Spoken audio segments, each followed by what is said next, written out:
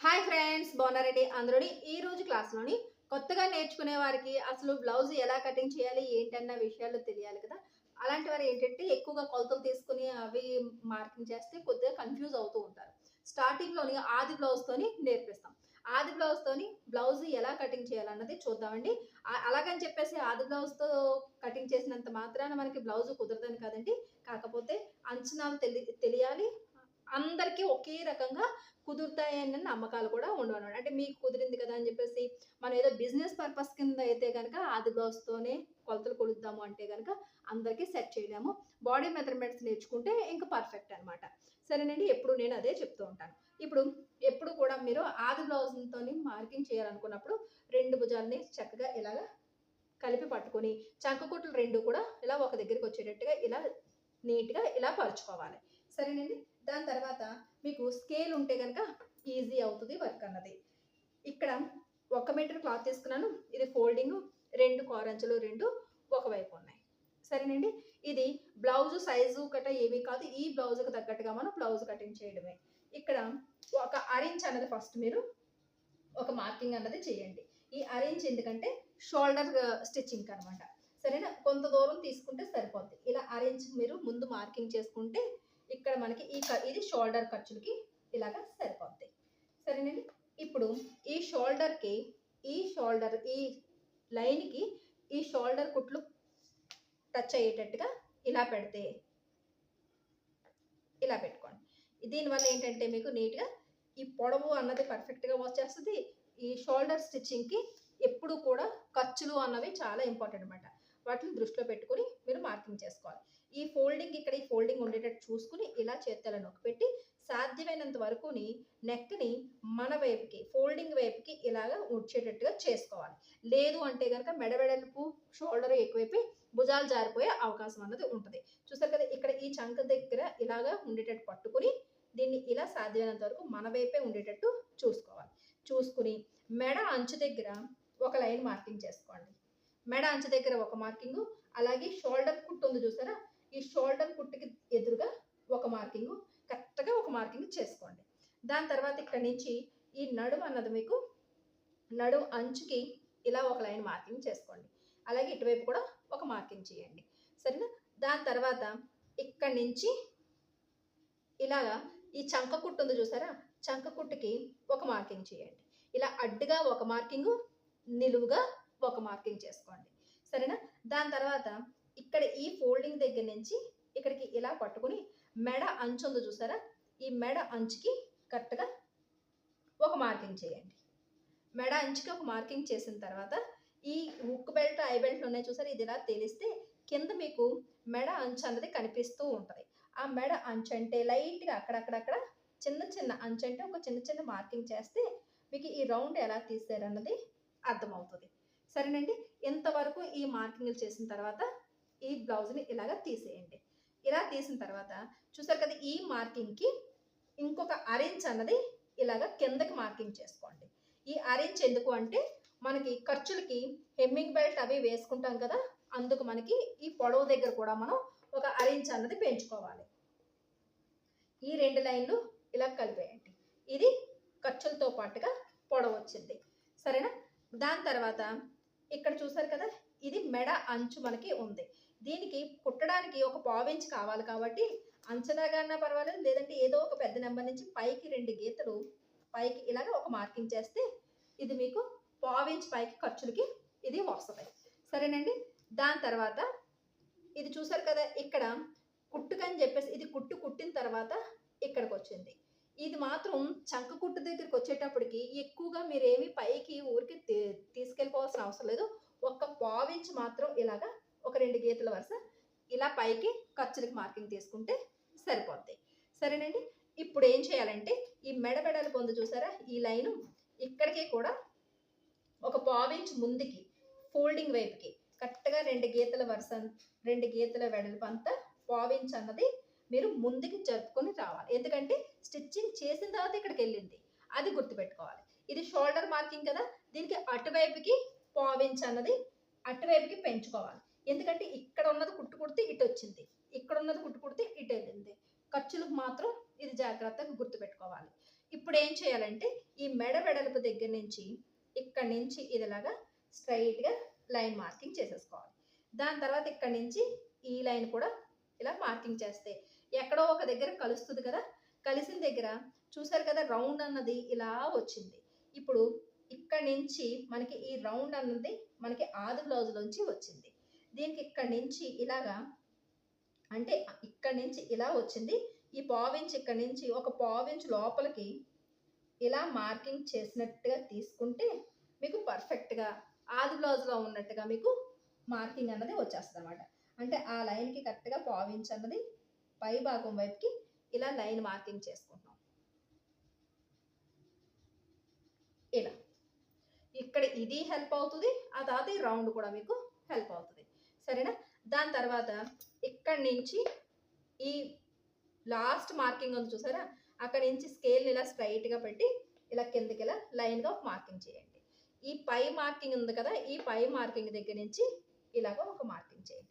ఇప్పుడు మనకు ఒక దగ్గర కలుస్తుంది కదా, అక్కడ ఈ కార్నర్ దగ్గర నుంచి ఇలా లైన్ మార్కింగ్ చేసి ఇక్కడ కరెక్ట్గా 1.5 ఇంచుకి మార్కింగ్ ఈ రౌండ్ తీసుకుంటే సరిపోద్ది.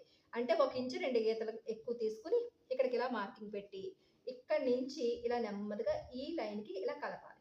ఆ తర్వాత ఇక్కడి నుంచి ఇలా ఈ లైన్కి ఇలా కలుపుకోవాలి. కలుపుకుంటే ఆటోమేటిక్గా మీకు ఈ రౌండ్ అన్నది వస్తుంది. సరేనండి? ఇప్పుడు ఇక్కడ ఆది బ్లౌజ్ పెట్టినప్పుడు మనం నడుం మార్కింగ్ కూడా పెట్టాలి, అది పెట్టలేదు. చూడండి, ఇక్కడ నుంచి ఇలా పెట్టినప్పుడు ఈ నడుం దగ్గర ఈ ఖర్చుల మార్కింగ్ కూడా ఇది చూస్తారు కదా, ఇలాగా ఇది కూడా పెట్టాలి.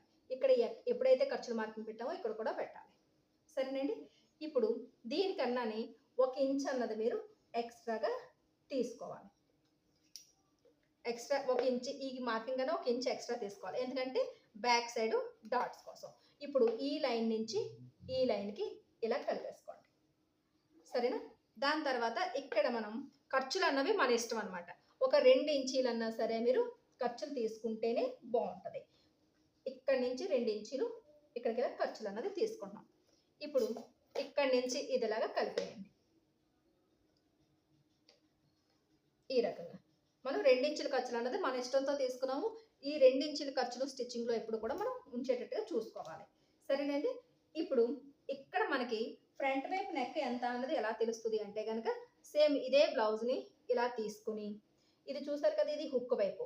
ఈ హుక్ వైపు దాన్ని సేమ్ ఇక్కడే మనం ఇది చూడండి, ఈ హుక్ వైపు దాన్ని ఇక్కడ షోల్డర్ కుట్టు దగ్గర ఇలా పెట్టాం కదా, ఇలా పెట్టినప్పుడు ఈ ఫ్రంట్ పార్ట్ని ఇది చూడండి, ఇలా ఫ్రంట్ పార్ట్ని మనం ఇక్కడ ఇలా తిన్నంగా ఇలా పెడితే కనుక హుక్ అంచు అన్నది మనకి ఎక్కడికి వచ్చిందో చూసుకుని ఇక్కడికి ఇలా మార్కింగ్ చేసుకోండి. అంటే మనకి ఫ్రంట్ పార్ట్ నెక్ డీప్ అనమాట ఇది. సరేనా? ఇప్పుడు మెడ వదిలేసి మిగతాదంతా కటింగ్ చేసేయండి.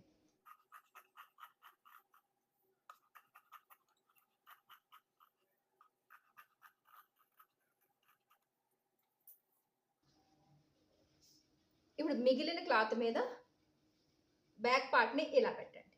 ఇలా పెట్టి ఇక్కడ లైన్ గీసినెస్ అనేది మనకి కావాలి, ఇది ఖర్చు కోసం తీసుకున్నాం, అది మాత్రం గుర్తుపెట్టుకోండి. ఇలా క్రాస్గా పెట్టుకుంటే మీకు మెడ డీప్ అన్నది ఇక్కడికి కిందకి వస్తుంది. ఇక్కడికి అంటే క్లాత్ ఉందా లేదా చూసుకోండి కింద. ఆ తర్వాత ఇది ఇలా క్రాస్గా పెట్టుకుంటే ఇలా వచ్చింది కదా. ఇప్పుడు ఈ నెక్ డీప్ అన్నది కిందకి ఇలాగ మార్కింగ్ వచ్చేటట్టు చూసుకోండి. చూసుకుని ఈ ఫోల్డింగ్ అంచు అంటే ఇలా మార్కింగ్ అన్నది ఇలా చేసేసుకోండి. దాని తర్వాత ఇక్కడి నుంచి ఇలాగ మనకి ఈ పొడవు మార్కింగ్ కూడా ఇలా చేసుకోవాలి. ఆ తర్వాత ఈ సైడ్ జాయింట్ల వైపు కూడా సేమ్ ఈ మార్కింగ్ అన్నది ఇలా చేసుకోండి. తర్వాత ఇక్కడి నుంచి ఇలాగా ఈ రౌండ్ ఉంది చూసారా, ఈ రౌండ్ మార్కింగ్ చేసుకోండి. తర్వాత ఈ 2 ఇంచుల ఖర్చుల మార్కింగ్ కూడా ఇలా చేసుకోండి. ఈ కార్నర్ పాయింట్ ఉంది చూసారా, ఈ కార్నర్ పాయింట్ వేలేలా నొక్కి పెట్టి ఇక్కడికి ఒక మార్కింగ్ చేయండి. దాని తర్వాత షోల్డర్ అంచులు, దాని తర్వాత ఈ మెడ వెడల్పు ఉంది కదా, ఈ మెడ వెడల్పు మార్కింగ్. సరేనా? ఇప్పుడు ఇన్ని మార్కింగ్లు చేసిన తర్వాత ఇది ఇలాగా తీసేసుకోండి. ఇలా తీసేసుకుని ఇక్కడి నుంచి ఈ ఆమ్ రౌండ్కి ఇలా కలిపేసుకోండి. దీన్ని ఈ లైన్కి ఇలా కలిపేయండి. సరేనా? దాని తర్వాత ఈ కార్నర్ దగ్గర ఈ లైన్ దగ్గర నుంచి కిందకి కరెక్ట్గా 1/2 ఇంచ్ అన్నది మనం డౌన్ చేసుకోవాలి. లోతు తీసుకోవాలి. బ్యాక్ పార్ట్ కన్నా ఫ్రంట్ పార్ట్కి ఇక్కడి నుంచి ఇలాగా 6 ఇంచుకి లోతు తీసుకోవాలి. ఇప్పుడు ఇక్కడి నుంచి ఇలా ఈ లైన్కి, ఇక్కడి నుంచి ఇలా ఈ లైన్కి కలుపుకోండి. సరేనా? ఇప్పుడు ఇది ఈ ఖర్చుల లైన్ కూడా, ఈ ఖర్చులకు కూడా ఇలా కలిపేయండి. సరేనా? ఇప్పుడు ఇక్కడి నుంచి ఈ మార్కింగ్ని ఇలా పొడిగించండి. దాని తర్వాత ఈ మెడ వెడల్పు ఉంది చూసారా, ఈ మెడ వెడల్పు లైన్ కూడా ఇలా పొడిగించేయండి.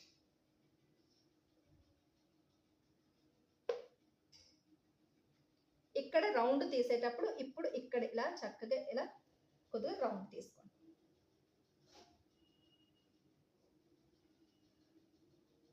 సరేనండి?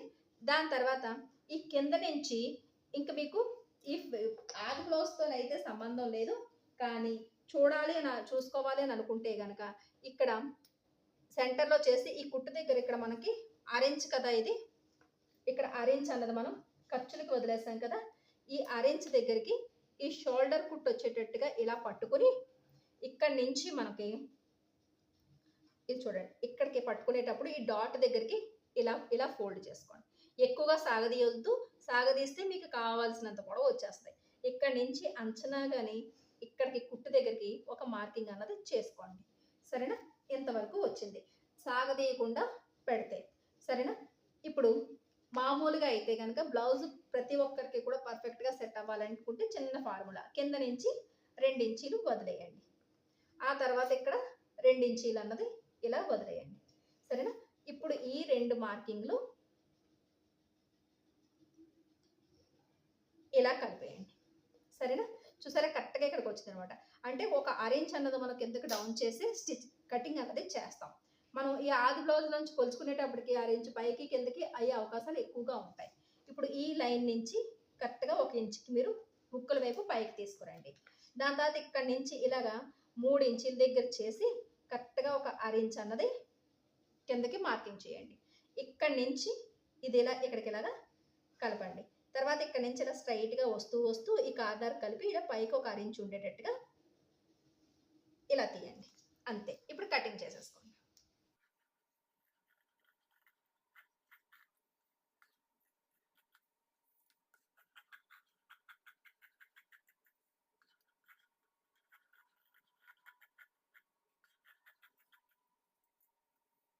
ఇప్పుడు బ్యాక్ పార్ట్ మెడను కూడా కటింగ్ చేసేసుకోండి.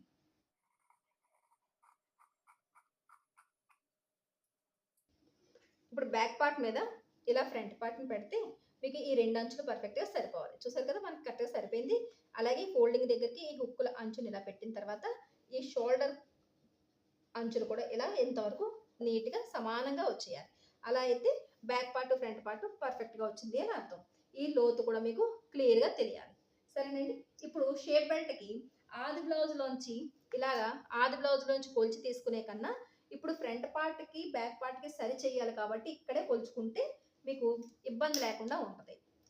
ఈ కింద అంచును చూసారా ఫ్రంట్ పార్ట్ది, దాని మీద నుంచి పైకి ఒక 1 ఇంచ్కి, అలాగే ఇటువైపు కూడా సేమ్ అదే రకంగా 1 ఇంచ్ పైకి ఖర్చులకి మార్కింగ్ తీసుకోవాలి. ఇప్పుడు ఇక్కడి నుంచి మొత్తం కిందకి ఎంతైతే ఉందో 3.5 ఇంచీలు వచ్చింది. ఇప్పుడు ఇక్కడ 3.5 ఇంచులకి మార్కింగ్ చేసుకోవాలి, రాసి పెట్టి ఉంచుకోవాలి. ఇక్కడ పావు తక్కువ 3 ఇంచీలు వచ్చింది, అంటే 2.7 వచ్చింది. ఇక్కడ కింద మొత్తం అంతా కలిపితే ఒక 11 ఇంచీలు వచ్చింది. ఈ 11 ఇంచీలకి ఈ రకంగా మనం ఇప్పుడు షేప్ బెల్ట్ తీసుకోవాలి. ఇక్కడ సైడ్ మిగిలిన క్లాత్లోంచి ఇక్కడ మీకు షేప్ బెల్ట్ అన్నది వస్తాయి. ఈ 11 ఇంచీలు అన్నది ఇక్కడి నుంచి ఇలా ముందు భాగంకి ఇలా తీసుకోండి. ఈ 3.5 ఇంచీలు అన్నది ఇక్కడ కింద నుంచి పైకి మార్కింగ్ చేయండి. సరేనా? ఈ పావు తక్కువ 3 ఇంచీలు ఇటువైపు పెట్టండి. షేప్ కోసం అని చెప్పేసి ఒక 3.5 ఇంచీల దగ్గర ఇలా స్ట్రైట్గా లైన్ గీసి ఈ హుక్కుల వైపు ఎంతైతే పెట్టారో దానికి 1 ఇంచు తగ్గించండి. ఇక్కడ 3.5 పెట్టాం కదా, 1 ఇంచు తగ్గిస్తే 2.5. ఈ 2.5కి ఇలా మార్కింగ్ చేయండి. ఇప్పుడు ఇక్కడి నుంచి ఈ మార్కింగ్ నుంచి ఇలా కిందకి ఇలా వెళ్ళి దాని తర్వాత ఇక్కడి నుంచి ఇలా ఇలా స్ట్రైట్గా వస్తూ ఈ మార్కింగ్ దగ్గరికి ఇలా కలిపేసుకోండి.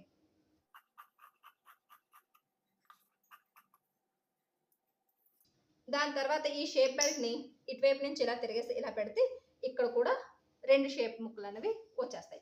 కింద మిగిలిన క్లాత్ మీకు మెడ ముక్కలకి అంటే బ్యాక్ సైడ్ ఈ హెమ్మింగ్ బెల్ట్కి సరిపోద్ది. సరేనండి, ఈ రకంగా ఇక్కడ ఫ్రంట్ పార్ట్ కటింగ్ అన్నది అయిపోయింది. ఆది బ్లౌజుల నుంచి కావాల్సినంత లూజు తీసుకోవాలి, పొడవు తీసుకోవాలి. కానీ ఈ 4 మడతల వెడల్పు అన్నది ఈ బ్యాక్ ఆమ్ రౌండ్ కొలిచి పెట్టుకుంటే కనుక మీకు ఒక రవ్వంతా హ్యాండ్ అంచే ఎక్కువ అవుతుంది, కానీ తగ్గడం అన్నది అస్సలు ఉండదన్నమాట. ఈ ఫార్ములాని నేర్చుకోండి. ఇక్కడ ఆమ్ రౌండ్ని ఇంచీ టేప్తోని ఇలాగ కొలుచుకోండి. నాకు 11 ఇంచీలు వచ్చింది. దానికి కరెక్ట్గా 1 ఇంచు తగ్గించేయాలి. 11 వస్తేనే కాదు, ఎంత వస్తే దానికి 1 ఇంచు తగ్గించుకోవాలి. 10 ఇంచీలు. సరేనా? 10 ఇంచీలు అన్నప్పుడు ఈ ఫోల్డింగ్ ఇక్కడికి ఇలా కలిపితే 4 మడతలు కరెక్ట్గా 10 ఇంచీలు ఉండాలి. మనకి తక్కువ వస్తుంది ఎప్పుడు కూడా. అందుకని ఫోల్డింగ్ని ముందుకి ఇలా జరుపుకోవాలి. ఇలా జరుపుకొని ఇక్కడి నుంచి ఇక్కడికి ఇలా 10 ఇంచీలు ఉండేటట్టుగా ఇలా 10 ఇంచీలు ఉండేటట్టుగా తీసుకోండి. సరేనా? ఇప్పుడు ఇక్కడి నుంచి మనం హ్యాండ్ పొడవు ఎలా చూసుకోవాలి అంటే కనుక ఇది చూడండి. ఇలా మనకి ఈ హ్యాండ్ ఉంది కదా, ఈ హ్యాండ్ పొడవుని ఇంచీ టేప్తోని కొలుచుకోవాలి. లేదు అంటే కనుక ఇలా 1.5 ఇంచుకి మీరు ఫస్ట్ ఖర్చుల కోసం అంటే ఇక్కడ ఫోల్డింగ్ కోసం, హెమ్మింగ్ బెల్ట్ కోసం ఒక మార్కింగ్ చేసుకుంటారు. చేసుకుని ఇక్కడ 1.5 ఇక్కడ 1.5 మార్కింగ్ చేసుకుంటే ఇది డబుల్ ఫోల్డ్ చేసేటప్పటికి చక్కగా హెమ్మింగ్ బెల్ట్ మీకు సరిపోద్ది. సరేనా? స్టిచ్చింగ్ చేసేటప్పుడు ఈ అంచుని ఈ లైన్ దగ్గరికి ఈ లైన్ని ఇలా ఫోల్డ్ చేస్తే హెమ్మింగ్ బెల్ట్ పర్ఫెక్ట్గా వచ్చేస్తుంది. ఇప్పుడు హ్యాండ్ని ఇక్కడ ఈ అంచు దగ్గరికి చివరన పెట్టి ఇలా స్ట్రైట్గా పెడితే కుట్టు ఉంది చూసారా, కరెక్ట్గా కుట్టు దగ్గర చేసి ఇటువైపు ఇలా ఒక మార్కింగ్ అన్నది ఇలా పెట్టాలి. ఇప్పుడు చూసారు కదా, ఇక్కడ నుంచి లూజ్ ఇది, ఈ లూజ్కి ఇలా ఒక మార్కింగ్ అన్నది ఇలా చేయండి. ఇప్పుడు ఇక్కడ నుంచి ఆది బ్లౌజ్లో ఉన్నట్టుగానే చంకదింపు కావాలి అని అన్నప్పుడు ఇక్కడ చూసారు కదా, కుట్టు ఉంది చూసారా, కుట్టు దగ్గరికి ఒక మార్కింగ్ అన్నది చేయండి. సరేనా? అంతే. అంతవరకు చేసి ఈ హ్యాండ్ని తీసేయండి.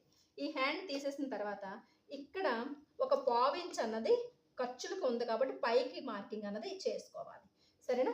ఇప్పుడు ఈ లైన్ అన్నది చంకదింపు అన్నది ఇలా ఇక్కడికి వచ్చింది. సరేనా? హ్యాండ్ పొడవు అన్నది ఇలా వచ్చింది. ఇప్పుడు మీరు బ్లౌజ్ కటింగ్ చేసినప్పుడు ఇక్కడ 2 ఇంచుల ఖర్చులు తీసాం కదా, సేమ్ అదే ఈ చివరి నుంచి 2 ఇంచుల ఖర్చులకి ఇక్కడికి ఇలా తీసుకురండి. సరేనా? ఇక్కడ తీసుకొచ్చిన తర్వాత ఈ ఫోల్డింగ్ దగ్గర ఇక్కడ కూడా 2 ఇంచులు ఖర్చులకి తీసుకురండి. దాని తర్వాత ఇక్కడ నుంచి ఇది ఇలా కలిపితే మీకు ఆటోమేటిక్గా ఈ హ్యాండ్ షేప్ అన్నది వచ్చేస్తుంది. చంకదింపు కరెక్ట్గా ఆది బ్లౌజ్లో ఉన్నట్టు వస్తుంది, మీకు అనుకున్నట్టుగా ఖర్చులు కూడా పర్ఫెక్ట్గా వస్తాయి. ఇప్పుడు ఇది లూజ్ మార్కింగ్ కదా, ఇది చంక దగ్గర మార్కింగ్. ఈ 2 మార్కింగ్ని ఇలా కలపండి. ఆ తర్వాత కింద ఇక్కడ 2 ఇంచుల ఖర్చులు కూడా మార్కింగ్ చేయండి. సరేనా? ఇప్పుడు ఇక్కడ నుంచి ఇది ఇలా కలిపేసుకోండి. ఇంత ఈజీగా హ్యాండ్ మార్కింగ్ అనేది ఆది బ్లౌజ్ నుంచి కూడా చేసుకోవచ్చు. సరేనండి? ఇక్కడ మనకి ఇది కూడా కటింగ్ చేసి ఎంతైతే మిగిలిందో అంత తర్వాత ఇక్కడ చాలా ముక్కలు మనకి మిగిలాయి కదా, ఇక్కడ నుంచి జాయింట్లు అన్నవి కింద ఎంతైతే కావాలో ఎంతైతే ఉందో అంతే జాయింట్ వేసుకుంటాం.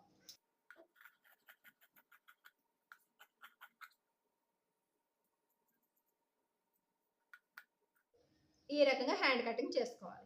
లోతు తీసుకునేటప్పుడు స్టిచ్చింగ్ చేసుకునేటప్పుడు లోతు తీసుకునే పద్ధతి ఏంటంటే ఈ సెంటర్ దగ్గర నుంచి ఇటువైపు 2 ఇంచీలు వదిలేసి మనం అటువైపు ఒక 2 ఇంచీలు వదిలేస్తాం. వదిలేసి ఈ రెండింటికి ఇలా మనం సెంటర్ పాయింట్ ఇలా తీసుకుని ఇలా ఫోల్డింగ్ ఇక్కడ సెంటర్ తీసుకుని ఇది కరెక్ట్గా ఒక 1/2 ఇంచ్ అన్నది డౌన్ చేసుకుని ఇక్కడ నుంచి ఇది ఇలాగా ఇక్కడ నుంచి ఇది ఇలా షేప్ తీసుకుని కటింగ్ చేస్తాం. ఇది హెమ్మింగ్ బెల్ట్ ఫోల్డింగ్ చేసిన తర్వాత లోపల 2 రైట్ సైడ్లు ఉండేటట్టు చూసుకుని అప్పుడు కటింగ్ చేసుకుంటే పర్ఫెక్ట్గా వస్తుంది. లేదు అలవాటు ఉంది అని అనుకున్న వాళ్ళు ఇప్పుడే కటింగ్ కూడా చేసుకోవచ్చు. ఇక్కడ ఒక కట్ అన్నది ఇలా పెట్టుకోండి. ఇప్పుడే ఇటువైపు కూడా ఇది రాంగ్ సైడ్ అని మార్కింగ్ పెట్టేసుకుంటే ఇంకా మీకు తారుమారు అయ్యే ప్రసక్తి ఉండదు. ఎటువైపు అయితే ఇంటూ మార్క్ ఉందో అటువైపు హెమ్మింగ్ బెల్ట్ని తిప్పి ఫోల్డ్ చేయాలనేది అర్థమవుతుంది. తర్వాత ఈ సైడ్ జాయింట్ వేసి తర్వాత ఫోల్డింగ్ చేసుకోండి. సరేనండి? ఆది బ్లౌజ్ కొలతల నుంచి ఈ రకంగా సింపుల్గా మీరు బ్లౌజ్ అన్నది స్టార్టింగ్ బిగినర్స్ నేర్చుకోవచ్చు. సరేనండి? అలాగే ఆది బ్లౌజ్లో ఉన్నది ఉన్నట్టుగా డాట్స్ మార్కింగ్ కూడా ఎలా చేసుకోవాలి, ఎలా స్టిచ్చింగ్ చేసుకోవాలి అన్నది మీకు నేను నెక్స్ట్ క్లాస్లోని చూపిస్తాను. సరేనండి. వీడియో నచ్చినట్లయితే గనుక ఒక లైక్ ఇవ్వండి. మన లక్ష్మీ ఫ్యాషన్ వాళ్ళ ఛానల్‌ని సబ్స్క్రైబ్ చేసుకోవడం మర్చిపోకండి. మళ్ళీ నెక్స్ట్ క్లాస్‌లో కలుద్దాం.